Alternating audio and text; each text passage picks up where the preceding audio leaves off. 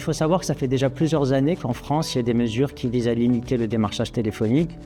des mesures comme Blocktel qui permettent à des personnes de s'inscrire sur un fichier afin qu'elles ne soient pas contactées, mais également tout un dispositif qui permet de limiter le nombre d'appels sur un même fichier, mais également de restreindre les créneaux horaires sur lesquels ils peuvent être contactés. Mais c'est vrai que là, on est dans une mesure qui va beaucoup plus loin et en fait, le principe change, c'est-à-dire qu'auparavant, on pouvait contacter tout le monde sauf ceux qui avaient manifesté un refus et aujourd'hui, c'est l'inverse puisqu'on ne contacte que les personnes qui ont donné leur autorisation préalable pour le faire. C'est ce qu'on appelle le principe de l'opt-in.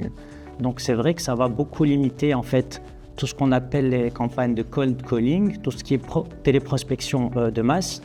Et c'est vrai que ça concerne une part de l'activité au Maroc. Alors je vais vous rappeler quelques chiffres. Aujourd'hui, les emplois dans les centres d'appel au Maroc, c'est à peu près 90 000 emplois. Mais c'est vrai qu'ils sont vraiment concentrés sur une vingtaine d'acteurs qui emploient à peu près 75% de ces effectifs. Les autres acteurs, et il y en a quelques centaines, donc de beaucoup plus petite taille et qui sont vraiment mono-activités, axés sur le télémarketing,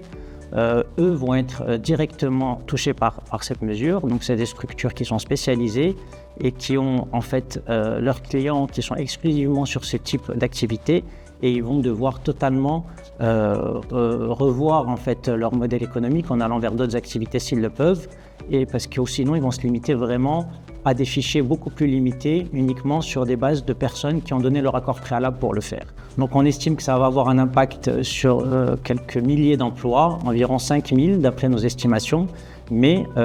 pour ne pas aller trop vite et dire que l'impact est majeur, il faut savoir qu'on est dans un secteur qui continue à créer environ 10 000 emplois par an. Donc ça veut dire qu'on va maintenir une croissance, mais qu'elle va être ralentie par cet effet lié en fait à cette activité de cold calling qui, elle, va baisser. Mais dans l'ensemble, on va rester dans une dynamique positive avec une création d'emplois qui va être moindre liée en fait aux effets de cette loi. Les acteurs généralistes qui sont des outsourceurs aujourd'hui ont beaucoup diversifié leur activité déjà,